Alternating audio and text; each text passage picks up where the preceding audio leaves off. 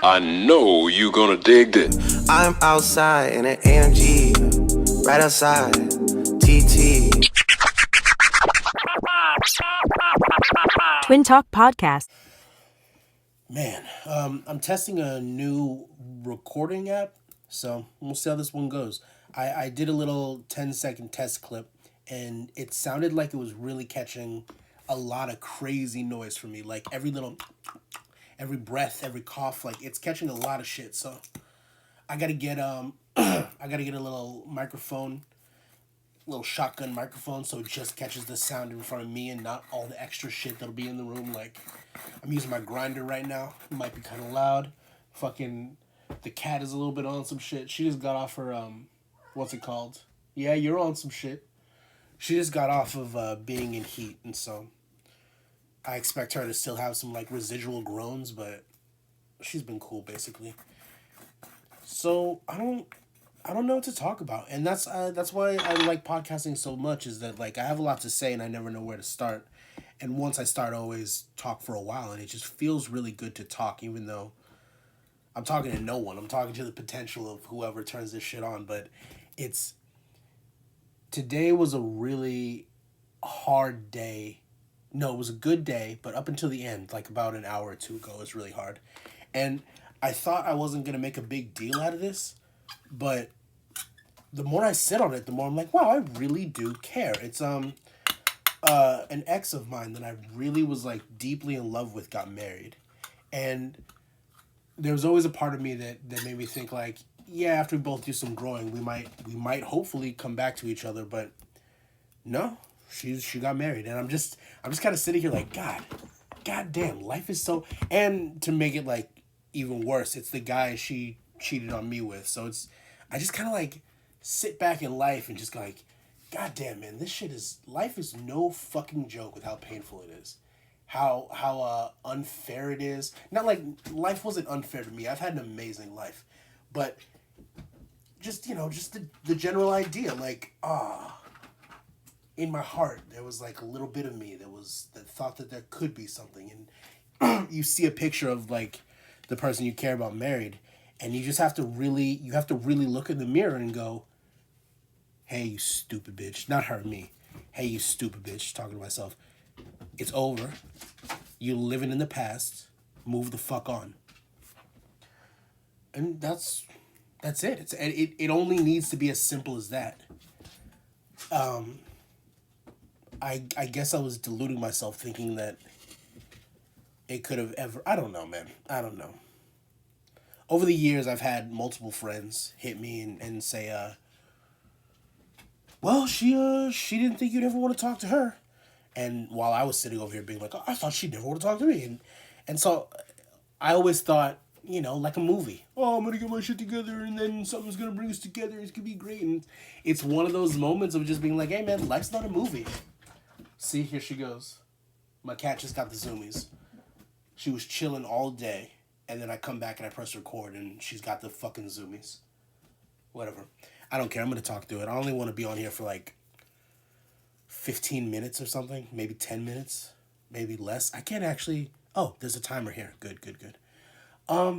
So yeah, it's kind of it's painful. Like I don't want to be dramatic about it because like the relationship was over. It's done, but I don't want to lie. Like it's painful. And I think like there are other relationships before and after her where I felt really deeply for the person, but when it ended, I kind of went, yeah, it's over, and I moved on. I don't know. I guess this relationship just really meant that much to me. I had always hoped that even when she cheated on me, my whole thought process was, I'm not mad. I'm not mad that she did that. Like, I thought that I look at life as none of us have done this before. This is the first life either of us has ever gotten. So if bad things happen, it's not an indictment of how you feel about me. It's not, you're not a horrible person. We're both trying to learn. And we're both living alone in our own heads. And we have to somehow connect and understand each other and learn what the other one is thinking and feeling and understand how to just hang with the punches of the growing process.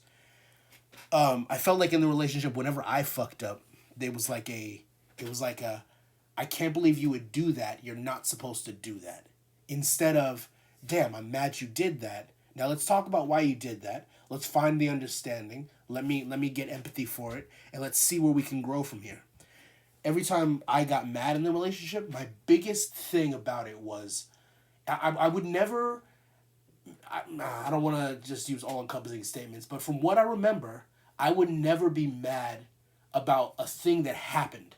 All I would be mad about is that she wouldn't communicate and really talk with me through it.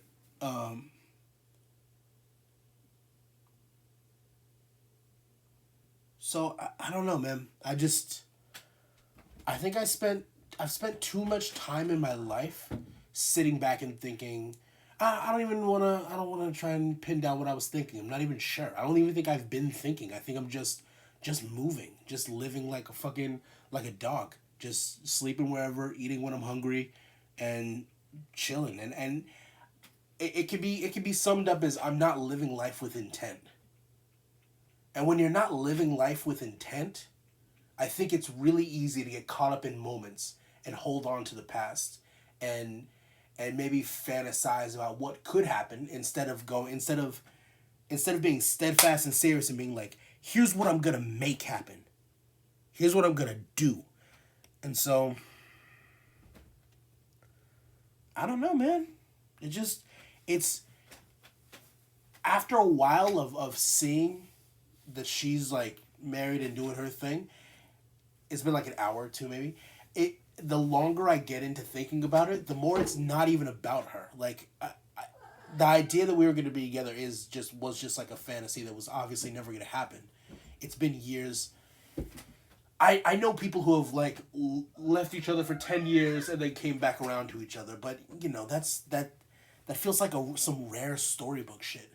I think the longer I've sat around with it, the more I've realized that what's bugging me is kind of what I've already been explaining, is that it's a big realization that I'm a fucking bump on a log. Yeah, I know, right? I'm a bump on a log. The expression meaning like, I'm just sitting here while the world's passing me by. And it's frustrating. I don't really have ideas of what to do about it. She is losing her mind.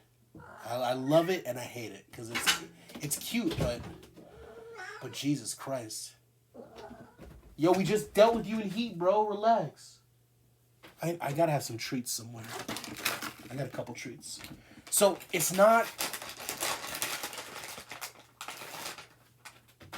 just about me not living my life.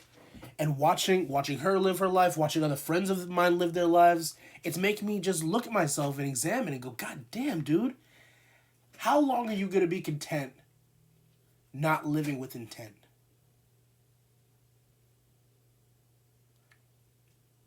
And I'm silent right now because I honestly don't know. I think that I usually am of the mindset that I've had... Wait, let me take this shot. Little shot. I didn't open up the Sprite. Oh my God.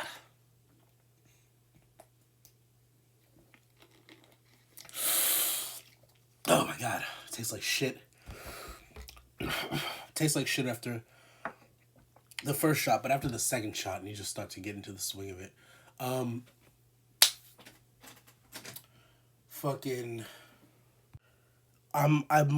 think I'm of the mindset that my life has been too blessed for me to have natural intent and drive. The people I know who really have that drive to do something with their life, they have a few things. One is a dad. That's a big, like, the people I've seen who have a dad, their dad would look at them and be like, what the fuck are you doing? Get up, decide something. I don't care. We're going to put an engine in this kid's back.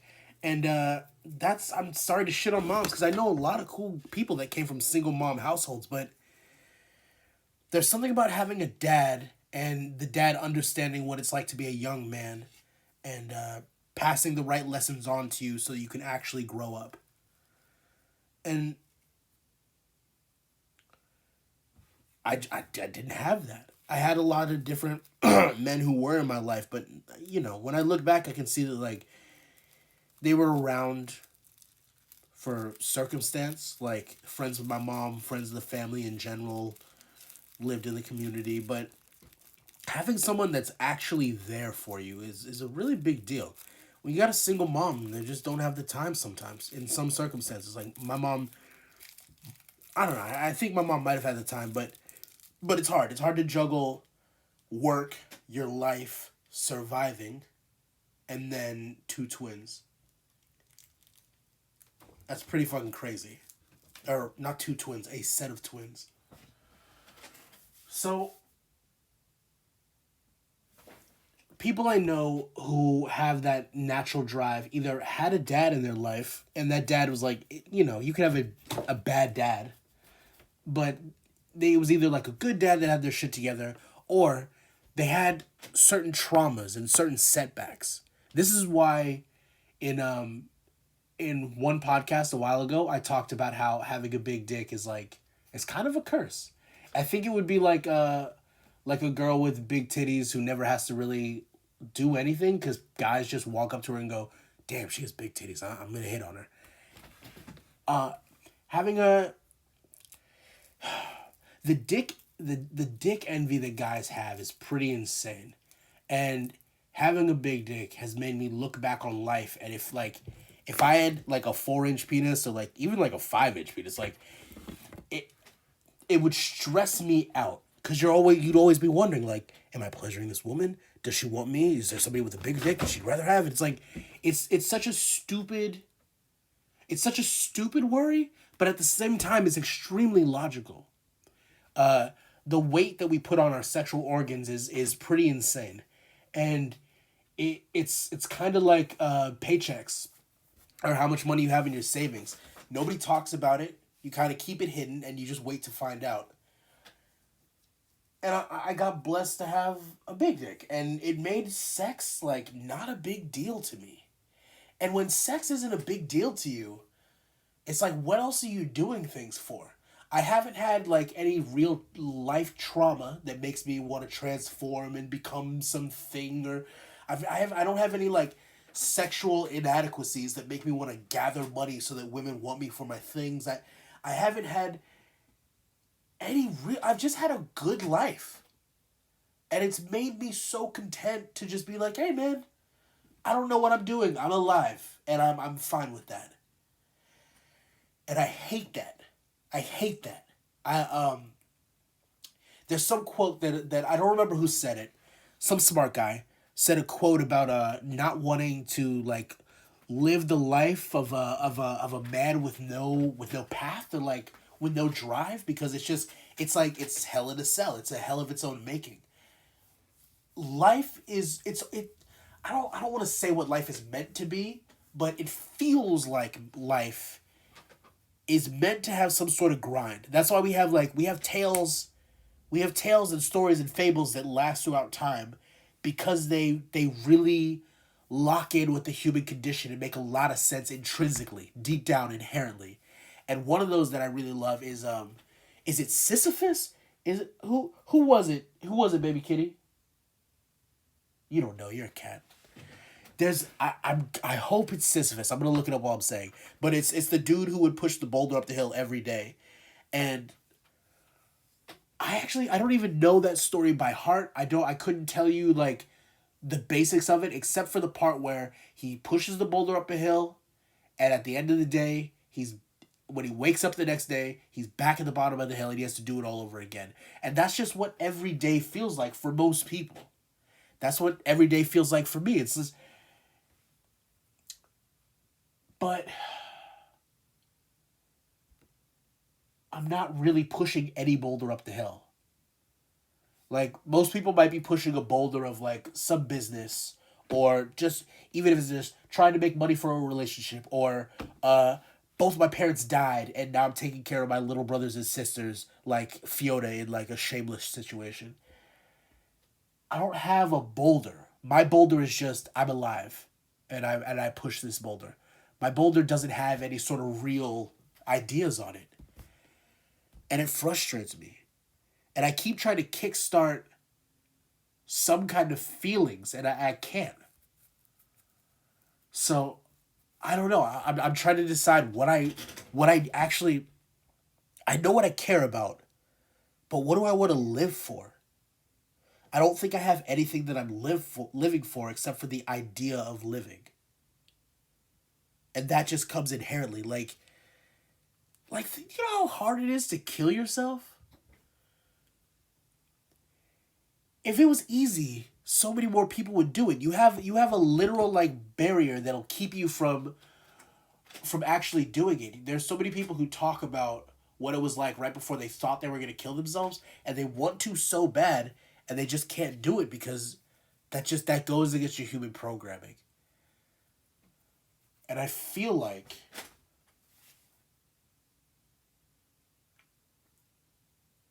that's the only programming I have is just keep living.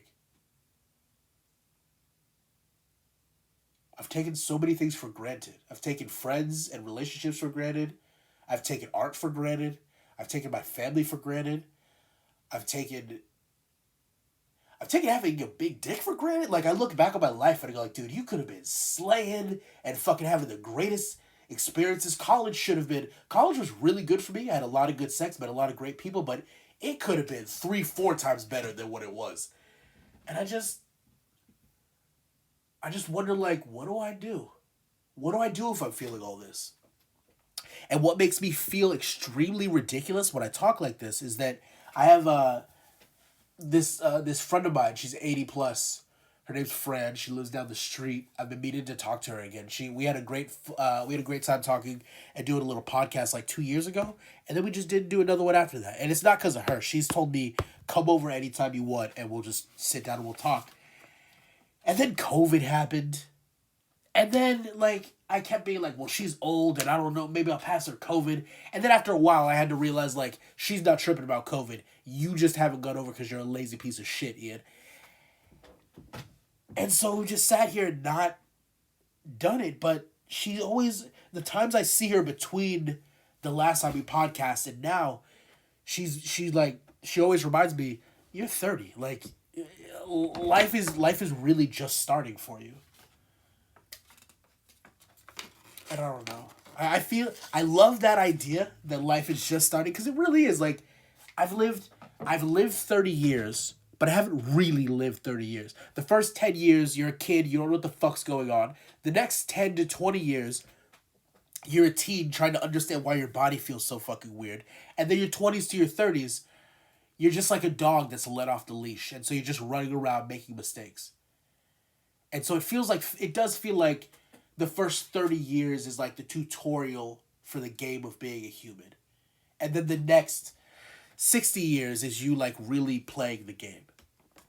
And if you're, this is like add-ons for no reason, but like if you're an unrealized person, it feels like 30 to 60 is like the work time, the enjoy the fruits of your labor time. And then 60 to 90 is like learning to unlearn the things that got you to where you are or fucked you over or a whole litany of things. But I feel like I'm already in the unlearning stage. I feel like I fucked up the whole tutorial. And now I'm like, I'm jumping into the game and I don't really know what any of the buttons are. And I'm trying to like, sorry, burping from that soda. And I'm trying to reconfigure myself to play the game like an adult, like a regular person, like somebody with some common sense, like somebody with some goddamn intent. But I'm glad for it. The older I get, the less I care about any kind of success or any kind of monetary payoff or any sort of like win. Like a lot of life is trying to look like you're winning. 50% of relationships fail, but people just post pictures of themselves smiling on the Instagram to look good for everybody else, because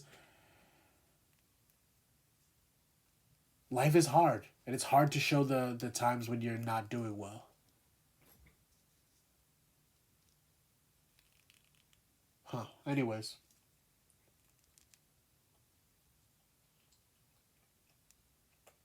having this cat is really like made me stop and respect life in a different way. Uh,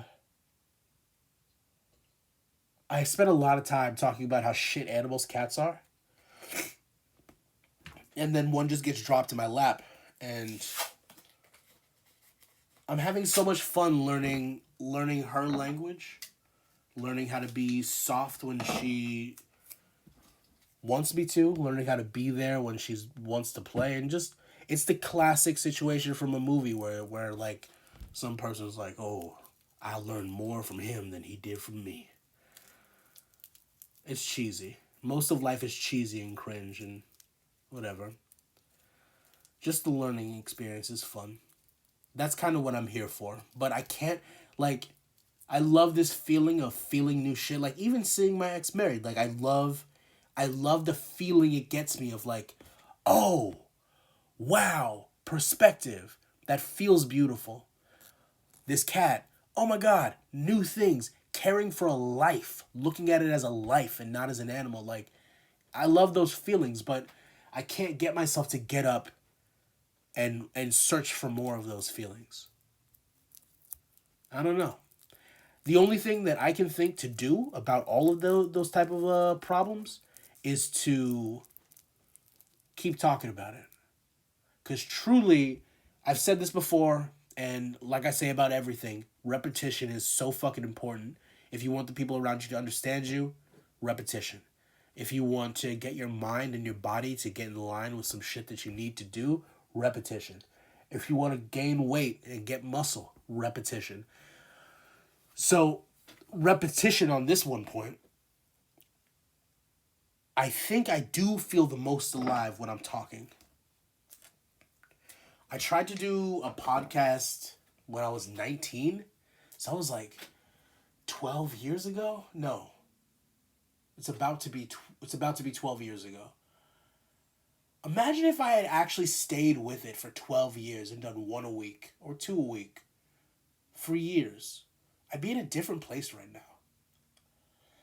It's like with the art or with anything. Like if I had taken my art one day at a time and really made it a business, I wouldn't just be like living by the seat of my pants right now.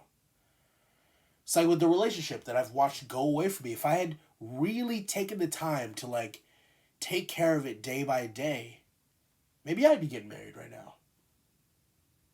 Who knows? But I'm trying to get myself to care about that day to day so that in 10 years I'm not looking up again and going, God damn, I just let another 10 years go by? But either way, I wouldn't change the past. And this is always the creepy thing. Like, I think that you would only want to change the past if you don't like who you are today. And I fucking love who I am. That obviously there are things I'd fix. I wish that I had gone to the dentist more often.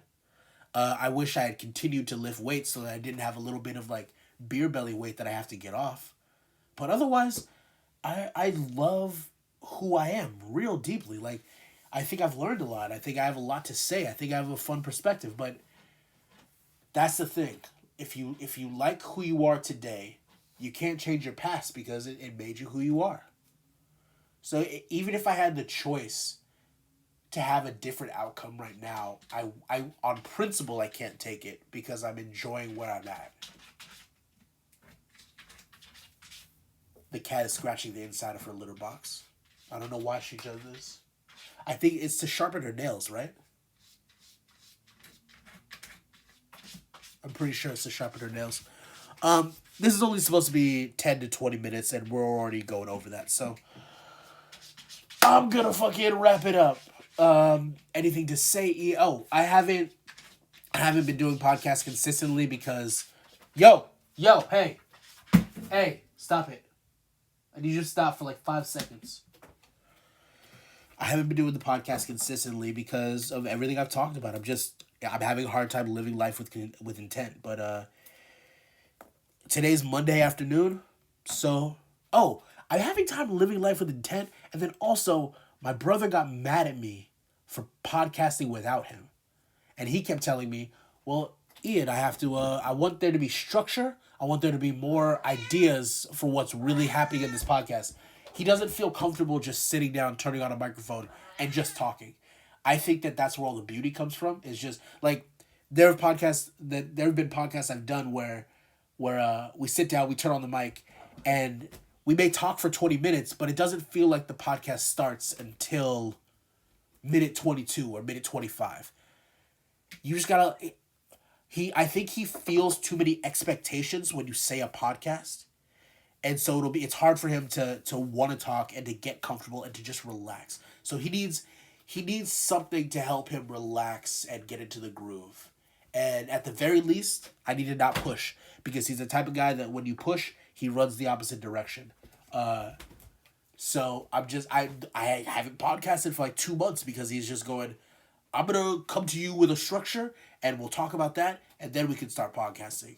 And when I did it alone, he got angry. So, but it's been too long. It's been like 2 months. And this is what I keep telling you about our projects, is that we can't just stop the train for you, Adon. Like, with the NFTs that I was trying to do, they worked out great. And I'm glad that I didn't wait for Adon, because maybe we still wouldn't have put them out by now if I had sat around and waited for Adon. Sometimes someone has to keep the train moving while other people are getting their emotional feelings together. It's like with Joe Budden, Rory, and Mal. I think ultimately in that whole situation, Joe Budden was wrong, and Rory and Mal were right. But the idea that Joe Budden was pushing in one moment of it is what I sympathize with. He told them to take a break from the podcast, and then he went and kept doing the podcast, and they felt slighted by that. Like, hey, if one of us stops, all of us stop. And Joe was going, bro, this is a business. What business do you know just stops because a couple employees don't feel good? That doesn't happen. And, I know me and Adon aren't a big business or something, but I want to do stuff. And there are things that should get done. There are things that we should put our time into. And we can't just put things on the shelf because Adon doesn't feel like being in it right now. And if I felt the way that he feels, and he felt the way I feel, I would tell him, don't stop just because I don't feel... don't stop because I don't feel good. Keep going and I'll catch up. But, I don't know. Everyone's different, and you just gotta hold space for everyone being different at the very least. So, yeah, I'm gonna make Monday night. Every Monday night, I'm going to do a podcast and put it out. And I'm going to start hitting up the people that I want to interview and talk with, and we'll get this going for real. Because I have nothing else going on. And one thing that I really think in life, being a twin showed me this. Being a twin and then having my twin kind of walk away and be like, I'm done with this. This showed me, hey, baby, hey, you got the zoomies and you got to quit. Hey, I'll spray you, bro. Be cool. Having a twin and then having that twin be like, I'm done with this and walk away, and having to really understand what being alone means for a while, it showed me that the only thing for me that makes life good and worth participating in and worth keeping up with is sharing it with other people. All these different Instagram mantras of like, I only go where I'm celebrated, or I'll be by myself before I'm disappointed. Different shit like that makes me really sad, because that feels like a response to the traumas of life from a place of ego. And I think real enlightenment is understanding that life is meant to be shared. Otherwise, what's the point? You imagine a life that isn't shared with anyone. What is that? What is that? No history, no music, no parties. You never get out of your head to understand what anybody else is feeling or thinking. You have to share. You have to join up with other people. You have to collaborate. You don't have to. Do whatever you want.